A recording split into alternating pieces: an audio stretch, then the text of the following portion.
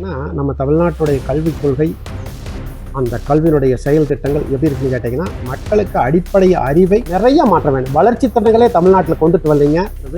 இது தமிழ்நாட்டுடைய வளர்ச்சி ஒட்டுமொத்த நாசமாக்கும் செயல். அதற்கான கல்வியுடன் சாலை திட்டம் ஒரு நாடகத்துக்கான திட்டமுங்க. எடப்பாடியாரை பொறுத்தவரைக்கும் கிட்டத்தட்ட காமராஜரை போன்ற விவசாயிகள் தொழிலாளர் ஒரு விவசாயி நாட்டை ஆள வேண்டும் என்று மக்கள் முடிவு செய்து விட்டார்கள். அது தமிழ்நாட்டில் வளர்ச்சி திட்டங்கள் சரியில்லை. உங்களுடன் ஸ்டாலின் ஒரு நாடகம். கிணத்துக்கடவு மேற்கு ஒன்றிய அதிமுக ஒன்றிய துணை செயலாளர் முருகவேல் குற்றச்சாட்டு. கோவை மாவட்டம் கிணத்துக்கடவு வட்டாரத்தில் உள்ள வரதனூர் ஊராட்சியின் முன்னாள் ஊராட்சி மன்ற தலைவி திருமதி தேவி முருகவேல் அவர்களின் கணவரும் கிணத்துக்கடவு மேற்கு ஒன்றிய அதிமுக ஒன்றிய துணை செயலாளருமான திரு முருகவேல் அவர்களது நேர்காணல் நிகழ்ச்சி நடைபெற்றது.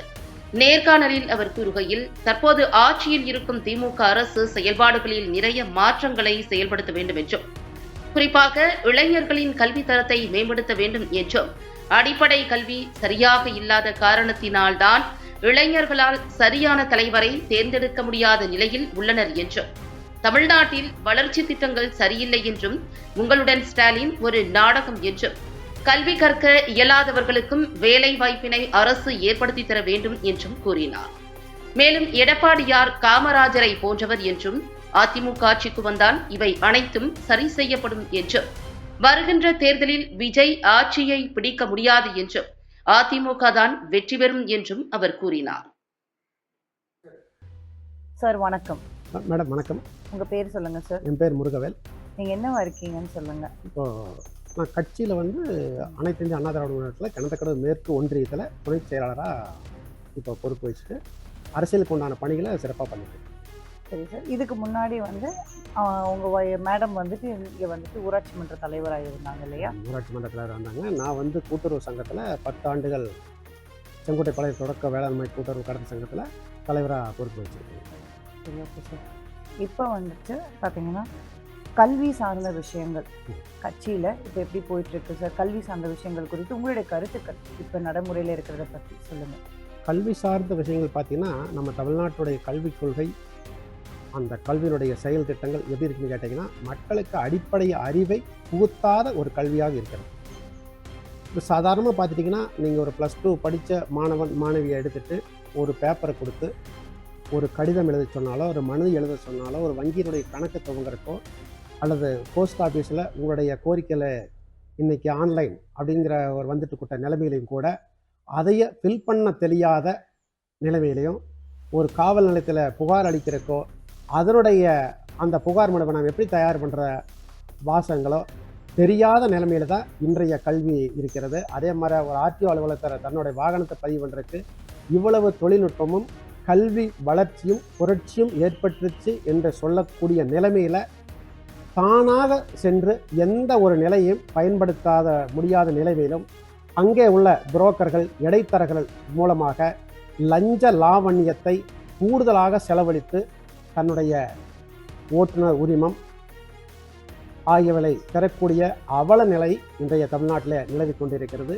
இது தமிழ்நாட்டினுடைய வளர்ச்சி ஒட்டுமொத்த நாசமாக்கும் செயல். அதற்கான கல்வி திட்டம் முழுமை பெறவில்லை என்பதை நான் தெரிவித்துக் கொள்கிறேன்.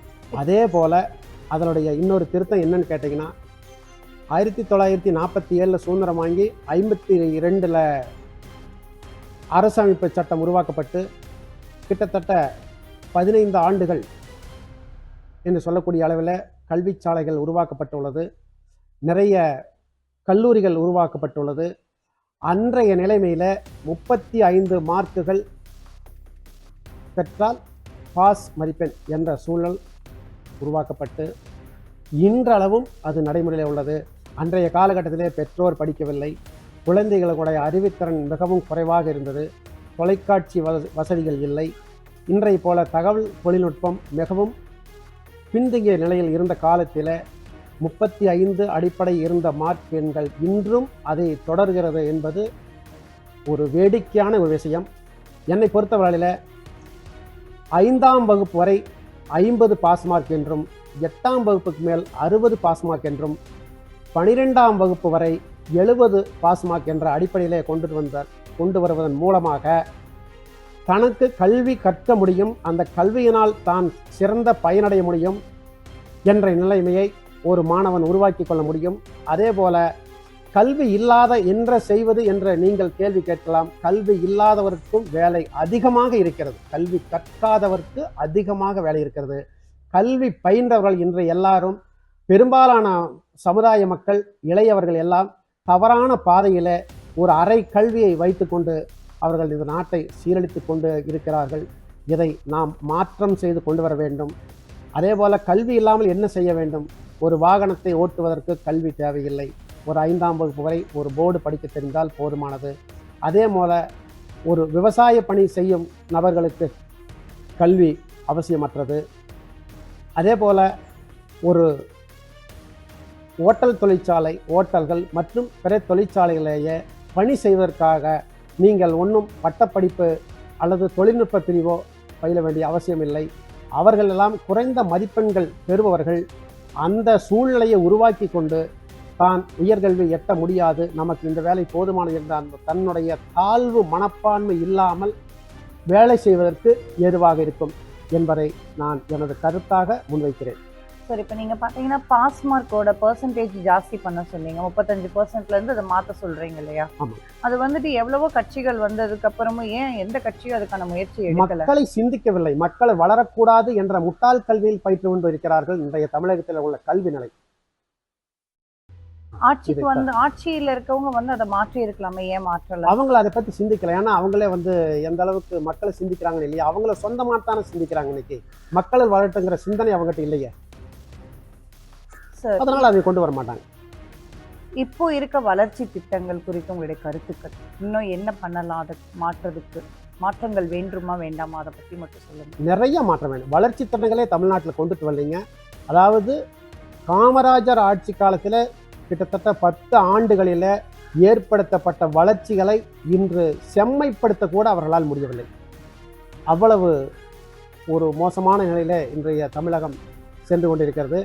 அதே போல நல்ல வளர்ச்சி திட்டங்களும் மக்களை சென்றடையக்கூடிய பயன்களும் இருக்குமேயானால் இன்று உலக நாட்டு மக்கள் இந்தியாவிலே, குறிப்பாக தமிழகத்திலே கல்வி கற்கக்கூடிய நிலையை கொண்டு வந்திருக்க வேண்டும். அதை இந்த அரசாங்கம் தவற விட்டுவிட்டது என்றுதான் என்னுடைய கருத்தாக நான் பார்க்கிறேன். இப்போ ஒருவேளை ஏடிஎம்கே ஆட்சிக்கு வந்தால் இந்த வளர்ச்சி திட்டங்கள்ல மாற்றம் ஏற்படுமா? வளர்ச்சி திட்டங்களை எடப்பாடியாரை பொறுத்தவரைக்கும் கிட்டத்தட்ட காமராஜரை போன்ற விவசாயிகள், தொழிலாளர்கள், தொழில் சார்ந்த வளம் சார்ந்த திட்டங்களை சிறப்பாக கொண்டு வந்து அந்த வேளாண் புரட்சி, அடித்தட்டு மக்களுடைய வளர்ச்சி, இதையெல்லாம் சிறப்பாக செய்வார் என்று மக்கள் நம்புகிறார்கள். உள்ளாட்சி தேர்தல் பற்றியும் கிராம சபை நடத்துகிறாங்க இல்லையா, அதை பற்றின கருத்துக்கள் உங்களோட? உள்ளாட்சி தேர்தலை பொறுத்த வரைக்கும் சென்ற ஆண்டு அதிமுக ஆட்சி காலத்தில் தேர்தலை நடத்த விடாமல் இந்த திமுக அரசாங்கம் ஒவ்வொரு முறையும் வழக்கை பதிவு செய்து தேர்தல் நடைபெறாமல் கொண்டு வந்தது. அதையே கடைசியாக தேர்தல் வரும் நேரத்தில் 2020ஆம் ஆண்டு வாக்கில் ஒவ்வொரு கிராமமாக சென்று கிராம சபை கூட்டங்களை நடத்தினார்கள். மக்களை நாடகமாடுவதற்காக கிராம சபை மூலமாக மனுக்கள் பெறப்பட்டது, எதுவும் செயல்படுத்தப்படவில்லை. இப்பொழுது 2024 உடன் நிறைவடைந்த ஊராட்சிகளுக்கு இன்று வரை தேர்தல் நடத்தப்படவில்லை. ஊராட்சி மன்ற தேர்தல்கள் நடத்தப்படவில்லை என்றால் ஊராட்சிகளில் நடக்கும் வளர்ச்சி பணிகள் எதுவும் செயல்படாது. இன்று நீங்கள் பார்த்துருப்பீங்க, நாங்கள் பல தடவை நீங்கள் இந்த பகுதிக்கெல்லாம் வந்திருக்கிறீங்க, மக்கள்கிட்ட பேட்டி எடுத்திருக்கீங்க, நிகழ்ச்சியில் கலந்துருக்கிறீங்க, செய்திகளையும் கூட போட்டிருக்கீங்க. இன்றைய கிராமத்துக்குள்ளே நீங்கள் போனீங்கன்னா அனைத்து தெருக்களும் சுகாதாரமற்ற நிலையிலும் மக்கள் எந்த திட்டத்தை யாரிடம் சொல்வது என்பதை கேள்விக்குறியாக வைத்து மக்கள் மிகுந்த சிரமத்திற்கு ஆளாகியுள்ளார்கள். அதே போல் இந்த அரசாங்கம் ஊராட்சிகளுக்கு தற்போது 21 மாவட்டங்களுக்கான 9 மாவட்டங்களுக்கான ஊராட்சி மன்ற தேர்தல் நடைமுறையில் உள்ள பொழுதும் அதாவது தலைவர்களுக்கான எந்த அதிகாரத்தையும் அவர்கள் முழுமையாக வழங்கவில்லை. அவர்கள் எல்லாம் அரசியல்வாதிகள் என்ன சொல்கிறார்களோ அதை வீடியோக்களும் ஊரக வளர்ச்சித்துறையும் செயல்படுத்தி கொண்டிருக்கிறது. கிராம மக்களிடையே எந்த கருத்தையும் அவர்கள் கேட்பது இல்லை. கிராம சபையில் ஒரு மோசமான அவல நிலை என்னவென்றால், கிராம சபை தீர்மானங்கள் அரசால் முடிவு செய்யப்பட்டு அந்த அறிக்கையை மட்டும் பதிவு செய்ய வேண்டும் என்ற ஒரு கேலிக்கூத்தான நடவடிக்கையை இன்று கொண்டு வந்திருக்கிறார்கள். இது மிகப்பெரிய மோசமானது. ஒவ்வொரு மாவட்டத்திற்கும் ஒவ்வொரு தனித்தன்மை உள்ளது. ராமநாதபுரம் மாவட்டத்தை எடுத்துக்கொண்டீங்கன்னால் ராமநாதபுரம் மாவட்டத்தில் மக்களுடைய வாழ்வாதாரம் வேறு மாதிரி, அதே மாதிரி கிருஷ்ணகிரி, தருமபுரி போன்ற வட மாவட்டங்களை பொறுத்தவரையில் அவங்களுடைய வாழ்வாதாரம் தனிப்பட்ட முறையில் உள்ளது. அதே போல் டெல்டா பகுதி மாவட்டங்கள் எடுத்துக்கிட்டோம்னால் அவருடைய வாழ்வாதாரம் வேறு வகையானது. மேற்கு மண்டலத்தை பொறுத்தவரை கோவை, திருப்பூர், ஈரோடு, பழனி, திண்டுக்கல் இந்த பகுதிகளெல்லாம் வேறு வகையான சூழ்நிலை சார்ந்துள்ளது. ஆனால் தமிழக அரசு அனைத்து பகுதிகளுக்கும் உள்ளடக்கிய ஒரே மாதிரியான தீர்மானத்தை பெற்று மத்திய அரசை ஏமாற்றும் நோக்கத்துடன் சில திட்டங்களை பெறுவதற்காக கிராம சபை கூட்டங்கள், கிராம தீர்மானங்களை அவர்களே முன்னிற்பது மிகவும் கேலிக்கூத்தானதும் கேவலத்திற்கும் மக்களை வாழ்வாதாரத்தை வளர்ச்சியடைய செய்யாமல் இருப்பதற்குமான ஒரு வழிகாட்டுதலை அரசாங்கம் பின்பற்றுகிறது என்பதை புரிந்து கொள்ள முடிகிறது. சார், இப்போ பார்த்தீங்கன்னா நீங்கள் இப்போ இருக்கிற அரசில் வந்துட்டு இத்தனை குறைகள் இருக்குன்னு சொல்கிறீங்க. அப்போ இந்த ஆட்சியில் இருக்கும்போது தான் நீங்கள் ஊராட்சி மன்ற தலைவராக உங்கள் மனைவி இருந்தாங்க இல்லையா? அப்போது நீங்கள் மக்களுக்கு செய்ய வேண்டிய திட்டங்களில் உங்களுக்கு எதுவும் செய்ய முடியாமல் தடைகள் ஏற்பட்டது? நிறைய ஏற்பட்டது. இல்லை மக்களுக்கு நீங்கள் திட்டங்கள் அதாவது அரசால் அறிவிக்கப்பட்ட திட்டங்களை பெற்றுக் கொடுக்க முடிஞ்சதா? அரசால் அறிவிக்கப்பட்ட திட்டங்கள் இல்லை, அதாவது சில ஒதுக்கீடுகள் இருக்குங்க. ஆரம்ப கட்டத்திலிருந்து பார்த்தீங்கன்னா ஊராட்சிகளுக்கு என்று சிறப்பு நிதிகள், சில பங்கீட்டு நிதிகள், சிறப்பு நிதி என்று சொல்வதை விட பங்கீட்டு நிதிகள் ஒவ்வொரு ஊராட்சிக்கும் மக்கள் தொகை அடிப்படையில் வழங்க வேண்டும் என்ற நிர்பந்தத்தின் காரணமாக அந்த நிதியை நாங்கள் சிறப்பாக செயல்படுத்தி கொண்டு சென்று மக்களை சென்றடைய வைத்துள்ளோம். நிறைய இடையூறுகள், வேலை செய்ய முடியாமல் போனதுக்கான பல காரணங்கள் கூட இருக்கிறது. அது தனிப்பட்ட குற்றச்சாட்டாக நான் வைக்க விரும்பவில்லை. அனைத்து கிராமத்துகளிலும் அது நடந்திருக்கிறது. மறுபடியும் ஊராட்சி மன்ற தேர்தல் வந்தா இப்போ இங்க வந்து போட்டி எப்படி நிலவிட்டு இருக்கு? மறுபடியும் மேடம் வரதுக்கு வாய்ப்புகள் இருக்கா?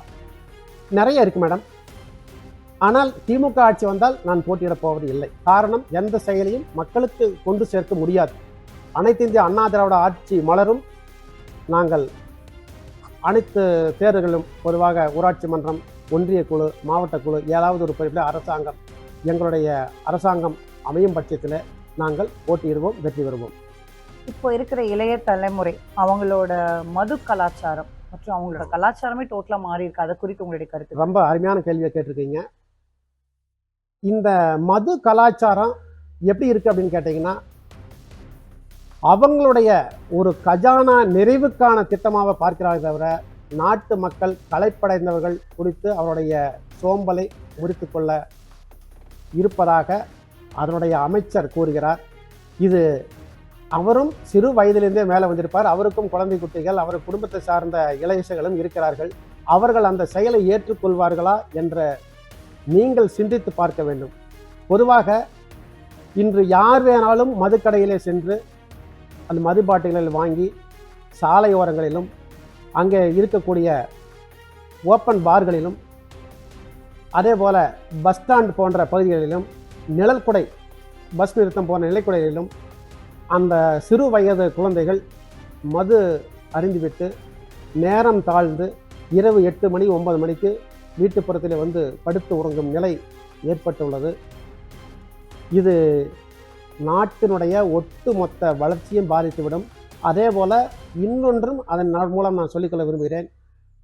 தற்பொழுது கலப்பட உணவு, மது, போதை வஸ்துக்கள் பயன்படுத்துவதன் மூலமாக ஆண் பெண் இருபாலாரும் கிட்டத்தட்ட ஆணுக்கு பெண் சமம் என்ற நிலையில் குடிப்பதற்கும் தயாராகிவிட்டார்கள். இந்த நிலை இன்னும் 10 ஆண்டுகளுக்கு நீடிக்குமேயானால் இன்னும் 10 ஆண்டுகள் கழித்து திருமணம் நடக்கும் எந்த தம்பதிக்கும் குழந்தை பிறக்காது. அதை ஊசி மூலமாகத்தான் பெற்றுக்கொள்ள வேண்டிய நிலை ஏற்படும். இது இந்த அரசாங்கமும் சரி, வருகின்ற அரசாங்கமும் எந்த அரசாங்கமாலும் இதை உடனடியாக தடுத்து நிறுத்தி எதிர்கால சந்ததிகளை நல்ல பாதையிலே கொண்டு செல்ல வழிவகுக்கும் பொருட்டு போதை கலாச்சாரத்தை முற்றிலும் இரும்பு கரம் கொண்டு அடக்க வேண்டும் என்பது என்னுடைய தாழ்மையான வேண்டுகோள். இது இப்போ ஏடிஎம்கே ஆட்சிக்கு வந்தால் இதில் ஒரு மாற்றம் ஏற்படும் நம்புகிறோம். எடப்பாடியார் அவருடைய ஒரு சிறு விவசாய குடும்பத்திலிருந்து மேலே வந்தவங்க, அடித்தட்டு மக்களை பற்றி மிகவும் நன்கு உணர்ந்தவர். அந்த விவசாயம் செய்கிறது எப்படி இருப்பாங்க, தொழிலாளர் எவ்வளவு சிரமப்படுவாங்க, மரம் ஏறுபவர்களுக்கு அவனை எவ்வளவு சிரமங்கள் இருக்கிறது, உழுபவருக்கு என்ன சிரமம் இருக்கிறது, ஒரு தோட்டத்திலே கரும்பு தோட்டத்திலே சென்று தண்ணீர் பாய்ப்பதற்கு அந்த சோகையை பட்டம் கட்டி, அது பட்டம் என்று சொல்வார்கள், வரப்பு கட்டுவதற்கு போன்ற வேலைகளை அவர் செய்தவர். அதனால் விவசாயத்தினுடைய நிலைமை முழுவதுமாக அவருக்கு தெரியும்.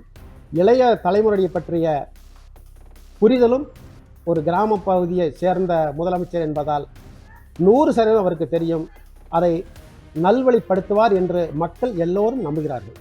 சார், இப்போ பார்த்தீங்கன்னா இந்த மது கலாச்சாரம் அப்படிங்கிறது இந்த 4-5 வருஷத்துல உண்டானது ஒரு விஷயம் இல்லை, இது முதல்ல இருந்தே இருக்கிற ஒரு விஷயம்தான். அப்போ ஏன் ஏடிஎம்கே இதுக்கு முன்னாடி ஆட்சியில் இருந்தப்ப இதை மாற்ற முடியாது? அன்னைக்கு கட்டுப்பாடுகள் நிறைய வச்சிருந்தாங்க. இலசுகள் அன்னைக்கு யாருமே, இப்போ மீடியாக்கள் உட்பட அதை யாரும் இளைய தலைமுறைகள் அதை பயன்படுத்திக்கிறாங்க குற்றச்சாட்டு வரல. எதிர்க்கட்சியும் கூட முன்வைக்கல. அன்னைக்கு இருந்த எதிர்க்கட்சியாளர்கள் கூட அதை முன்வைக்கல. ஒரு கட்டுக்குள்ள வச்சிருந்தாங்க. சார், இப்போ பார்த்தீங்கன்னா இப்போ நீங்கள் சொன்னீங்க மது கலாச்சாரத்தினால தான் குழந்தைகளோட பிறப்பு விகிதமே கம்மி ஆகுதுன்னு 100% சொல்றீங்க. இப்போ அது கருத்தரித்தல் மையங்கள் நிறைய உருவாகிறதுக்கு அதுதான் காரணமா? அந்த கருத்தரித்தல் மையங்கள் மூலம் என்ன நன்மைகள் இருக்கு, என்ன கெடுதல்கள் இருக்குன்னு சொல்ல முடியும்? கெடுதல்கள் அதிகமா இருக்கு. அதாவது தாய்ப்பாசம் என்ற ஒன்று இல்லாமல் போய்விடும். தாய் தந்தை அவனுடைய வர்க்கம் அப்படின்னு சொல்லுவாங்க, பிறப்பு அப்படின்னு சொல்லுவாங்க.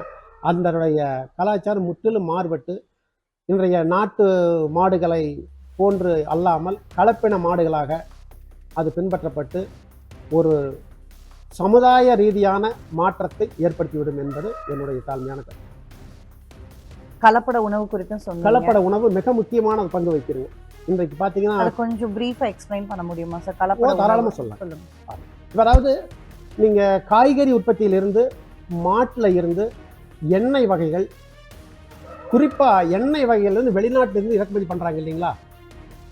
சூரியகாந்தி எண்ணெய், பாம் ஆயில் மற்றும் குரூட் ஆயில் அப்படின்னு ஒரு சொல்லக்கூடிய அந்த குரூட் ஆயில் அப்படின்னு சொல்லக்கூடிய எண்ணெய் என்ன பண்ணுன்னு கேட்டிங்கன்னா, எந்த எண்ணெயோட சேர்த்துறமோ அது சேர்ந்து. அப்படிப்பட்ட ஒரு ஆயிலை 10 லிட்டர் தேங்காய் எண்ணெய் அல்லது கடலை எண்ணெய் அல்லது நல்லெண்ணெய், எந்த எண்ணெய் கூடயும் 10 லிட்டர் எண்ணெயில் கிட்டத்தட்ட 30 லிட்டர் அந்த குரூட் ஆயிலுங்கிற ஆயிலை கலக்கிறாங்க. அந்த கலப்பதன் மூலமாக அது எந்த எண்ணெய் கலக்கிறாங்களோ அதோட ஒன்றா சேர்ந்து. அதுதான் இப்போ நடைமுறையில் இருக்கிறது. அந்த எண்ணெயில் எல்லாமே இன்னைக்கு பெரும்பாலான மக்கள் 100 பேரில் பார்த்தீங்கன்னா 70 பேர் மூட்டு வலியால் சிரமப்படுறாங்க. கிட்டத்தட்ட கொஞ்சம் பேர் தைராய்டு தொந்தரவுகளால் சிரமப்படுறாங்க. இந்த நிலைமை கலப்பட உணவுகளால் வருகிறது. அதே போல் ஹோட்டல்களில் அதாவது அஜினாமோட்டோ என்ற சொல்லக்கூடிய பொருள் பயன்படுத்துகிறாங்க. இன்னைக்கு சாதாரணமாக எடுத்துட்டிங்கன்னா ஒரு 40 வயசுக்கு மேற்பட்டவங்க ஹோட்டலில் ஒரு வாரம் தொடர்ந்து சாப்பிட்டாங்கன்னா 1ஆவது வாரம் அவங்க மோட்டார் ஏற்றிடலாம். அந்த சூழ்நிலை இருக்குது. 30 வயசு கீழ்பட்டவங்க அந்த உடல்நிலைய ஆரோக்கியம் காரணமாக கொஞ்சம் ஏற்றுக்கிட்டு அவங்களும் 40 வயசு ஆகும்போது அவங்களுடைய மொத்த திறனை இழந்துட்டு இன்னைக்கு 40 வயசுலேயே கண்ணாடி போடணும், கைத்தடி வேணும் அப்படிங்கிற நிலைமைக்கு உருவாக்கப்பட்டாச்சு. இதற்கு காரணம் கலப்பட உணவுகள், ஹோட்டல்களில் அந்த சுவைக்காக கூட்டப்படும் பொருட்கள். இவைகளை அரசாங்கம் முழுமையாக தடை செய்து அந்த நிறுவனங்களுக்கு நிரந்தர மூடுவிழாவை ஏற்படுத்தினால் ஒழிய மக்கள் ஆரோக்கியமான வாழ்வு வாழ முடியாது. இது ஏடிஎம்கே ஆட்சிக்கு வந்தால் மாற்றம் வரும்ன்றீங்க சார்? கண்டிப்பாக நம்புகிறோம். நாங்களும் சொல்லியிருக்கிறோம், இந்த கட்சியிலும் தலைமைக்கு சொல்லியிருக்கிறோம். அவங்க அதை நல்லபடியாக செய்வாங்கன்னு நம்புகிறோம். இப்போ இருக்கிற வேளாண் பட்ஜெட் பற்றி? வேளாண் பட்ஜெட் தமிழ்நாடு அரசாங்கம் தேர்தல் அறிக்கையில் வேளாண்மைக்கு தனி பட்ஜெட் தொடங்கப்படும் சொல்லியிருந்தாங்க. இது வரைக்கும் என்ன பண்ணியிருக்காங்கன்னு தெரியலிங்க. எந்த ஒரு வேளாண் பொருளும், குறிப்பாக சொல்லப்போனால் எங்களுக்கு ஒரு முக்கியமான எடுத்துக்காட்டு, அஸ்கா கிட்டத்தட்ட எனக்கு தெரியாது 30 ஆண்டு காலமாக 40 ரூபா அப்படிங்கிற அடிப்படையில் நிற்கிறதுங்க. 1 ரூபாய் ஏறும், 1 ரூபாய் இறங்கு, 41, 42, 39 இந்த அடிப்படையிலேயே இருக்குங்க. கிட்டத்தட்ட 30 ஆண்டு காலமாக இந்த 40 ரூபாயிலேயே இருக்கக்கூடிய அஸ்கா சர்க்கரை அது எதிலிருந்து வருது? கரும்பிலிருந்து வருது. அந்த அஸ்கா சர்க்கரைக்கு ஏன் கரும்புக்கு விலையை நீங்கள் உயர்த்தாமல் இருக்கிறீங்க? அனைத்து பொருட்களும் பால் பார்த்தீங்கன்னா 10 ரூபாயிலிருந்து 40 ரூபாயை ஊற்றிட்டாங்க பால் விலை பொறுத்தளவில். அதே மாதிரி அரிசி பார்த்தீங்கன்னா ஒரு 500 ரூபாய் இருந்த ஒரு சிப்பம் இன்னைக்கு 1700 ரூபாயா உயர்ந்திருக்குது. அதே போல் துவரம்பருப்பு ஒரு 50 ரூபாய் 40 ரூபாய்க்கு இருந்த துவரம்பருப்பு 200 ரூபாயா மாறி இருக்குது. இப்படி எல்லா பொருட்களுமே கூடி இருக்கும்போது கரும்புக்கு விலை கிடைக்கவில்லை. அதே போல் நெல்லுக்கும் விலை அரசாங்கம் நிர்ணயித்து கூடுதலாக வழங்கப்படவில்லை. இது விவசாயத்தை ஒட்டுமொத்த அழிவுக்கு சென்று விட்டது என்பதை எடுத்துக்காட்டுகிறது. இலவச திட்டங்கள் அனௌன்ஸ் பண்ணியிருக்காங்கல்ல சார், அதை பற்றி? இப்ப ஸ்டாலின், உங்களுடன் ஸ்டாலின் முகாமெல்லாம் இந்த ஏரியால நிச்சயமா நிறைய பேர் வந்து பயன் பெற்றிருப்பாங்க இல்லையா சார்? அது ஒரு உங்களுடன் நாடகம். ஸ்டாலின், அப்புறம் வந்துட்டு வீடு தேடி மருத்துவம், கல்வி திட்டங்கள், காலை உணவு திட்டங்கள், இதெல்லாம் எந்த அளவுக்கு இங்க எல்லாருமே பயன் அடைஞ்சிருப்பாங்களே. உங்களுடன் ஸ்டாலின் திட்டம் ஒரு நாடகத்துக்கான திட்டமுங்க. கிட்டத்தட்ட ஒவ்வொரு பகுதியிலும் லட்சக்கணக்கான மனுக்கள் வருதுன்னு சொல்றாங்க.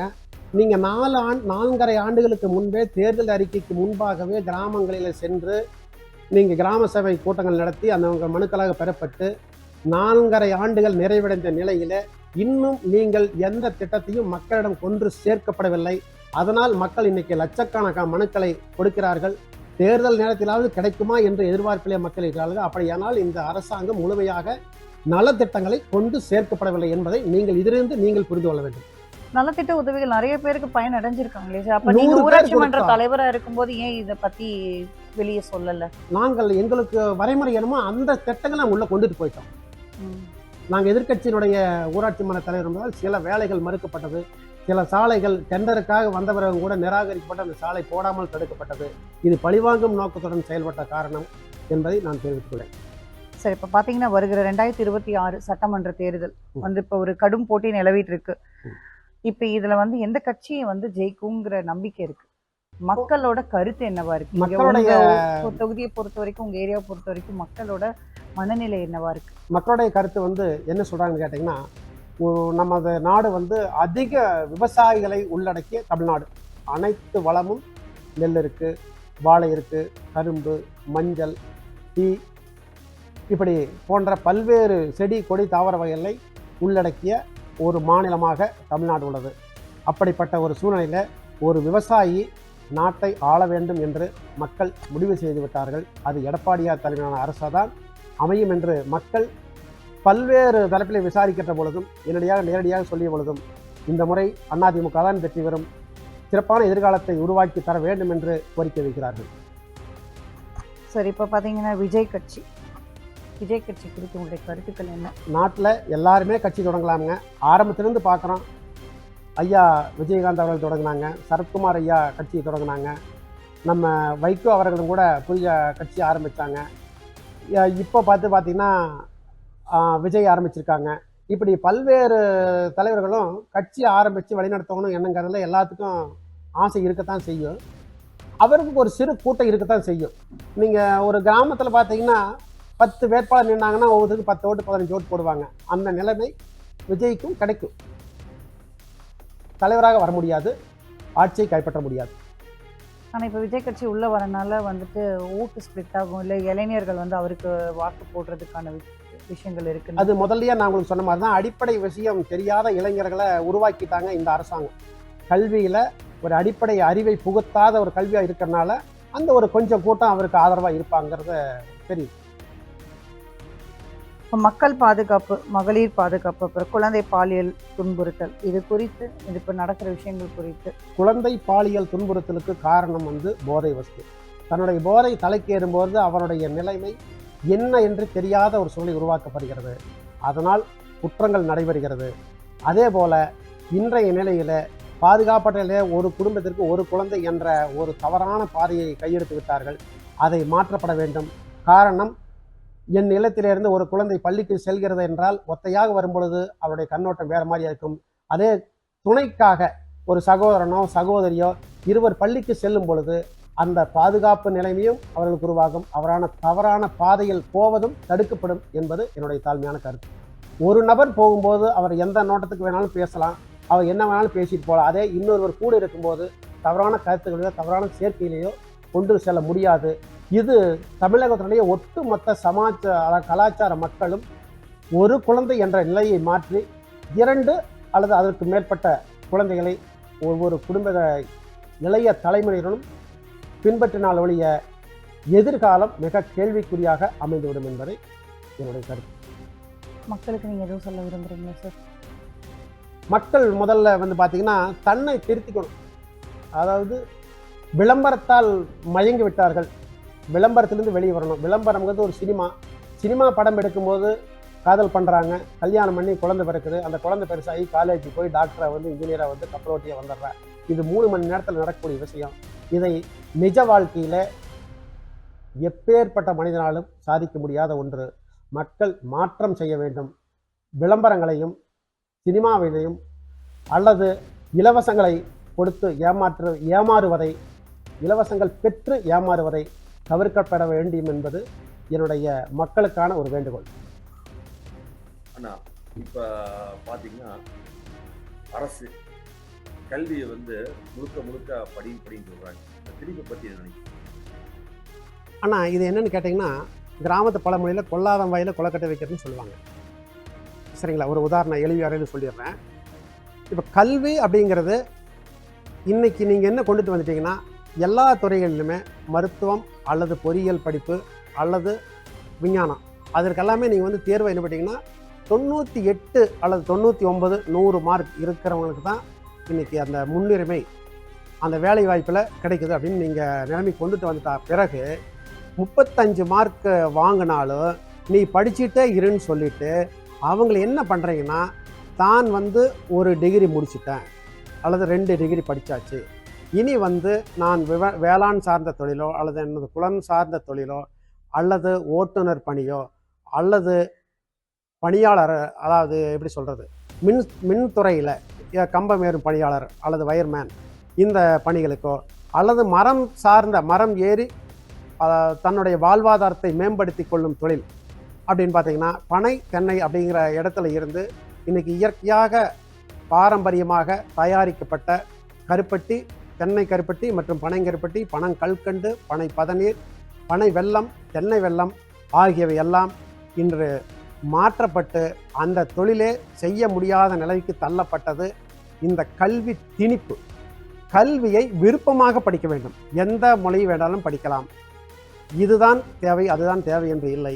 அனைத்து மொழிகளையும் தனக்கு எது பிடித்தமான மொழியோ அந்த மொழியிலே பாடத்தை கற்றுக்கொள்ளலாம்.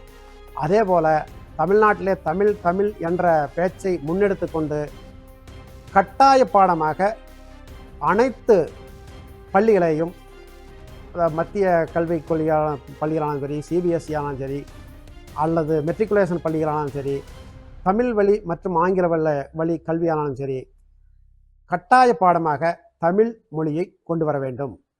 அதே போல் அந்த கல்வி சார்ந்த தடை எதனால் வருகிறது என்று சொன்னால், ஒரு மாணவன், நான் முன்னமே சொன்னதைப் போல, உயர்கல்வி படித்துவிட்டு அந்த கல்விக்கான வேலையை அவருக்கு கிடைப்பதில்லை.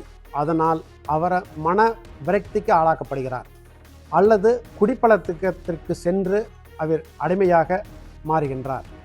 இந்த நிலைமை மாற்றப்பட வேண்டும் என்றால் 5ஆம் வகுப்பில் 50 மார்க்கெண் பெற்று பாஸ் மார்க்காக அறிவிக்கப்பட வேண்டும். அவர் ஒரு முறை தவறிவிட்டால் அல்லது ஒரு பாடத்தை தவறிவிட்டால் இன்னும் ஓராண்டு வாய்ப்பு கொடுக்கலாம். 2 ஆண்டுகள் அவருக்கு வாய்ப்பளித்து உயர்கல்விக்கு அடுத்து 6ஆம் வகுப்பிற்கு கொண்டு செல்லலாம்.